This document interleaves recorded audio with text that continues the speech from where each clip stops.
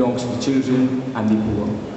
The poor, because they usually do not resort to dishonest means for living. The children, because they are not treacherous and free from the machinations of the grown-ups. Today, in this world of cutthroat competition, we have forgotten to ask a few honest questions. So much so that we see people contriving to show each other down.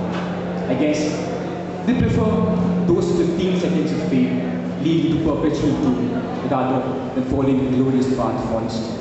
I have no idea why they go after the instant success, even though their ways may be dishonest. I don't need to quote examples throughout history. There have been various examples, instances where honesty has won. But today, we talk of those singular instances where honesty might not have prevailed. The only reason why, see, we need to differentiate that what is popular is not always right. There may be 90 smokers in a room, but that doesn't make smoking a good habit.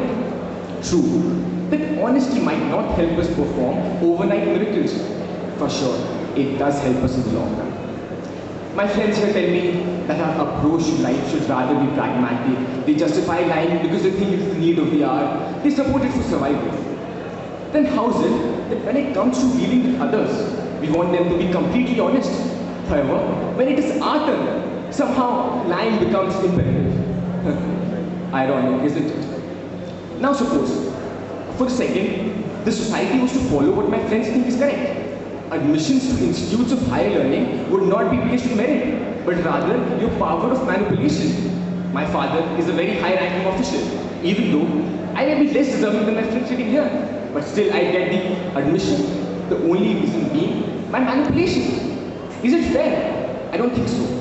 With due respect to judges sitting here, I'd like to frame a question. Suppose, sir, ma'am, you're the most qualified, the most experienced person in your workplace. And the reason why you still haven't been promoted is the fact that you don't share a good relationship with your boss.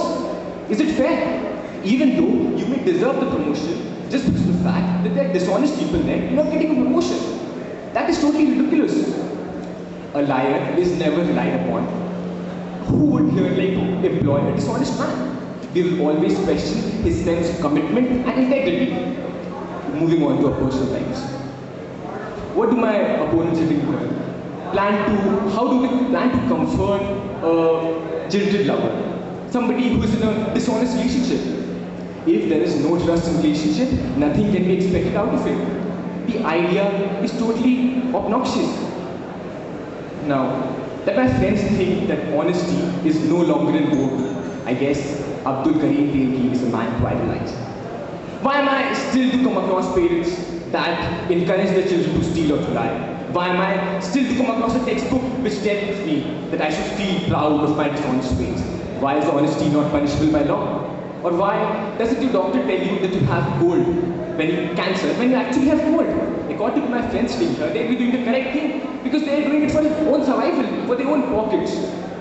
Honesty might not always be the easiest way out, but it always is the way out. The conscience is and will always hurt if the truth is suppressed.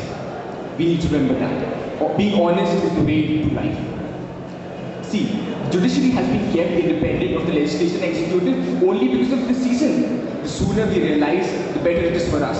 The better it is for our country, the whole human race. We need to be honest in our proceedings. It is the only way we can progress forward. Thank you.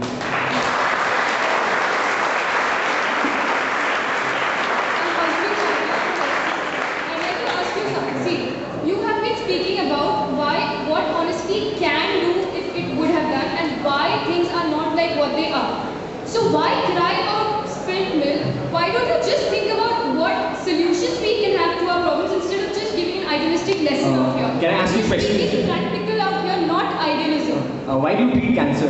We still haven't discovered a cure for cancer. Why do you treat it? Okay, since you're going into the medical field, I'd like to I'm just giving an analogy. See, we need to be idealistic in our lives. True that there are a lot of bad things around us. Idealistic to a limit. Too much of idealism is not good. I'd be obliged if you do.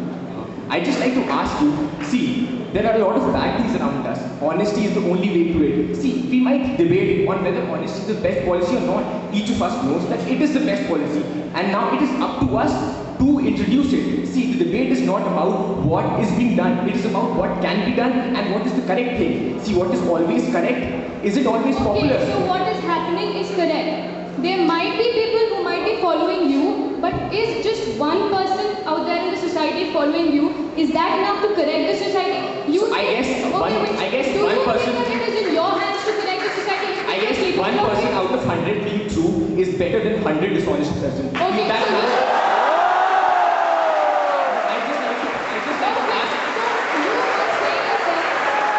you are saying yourself that there are 100 dishonest people.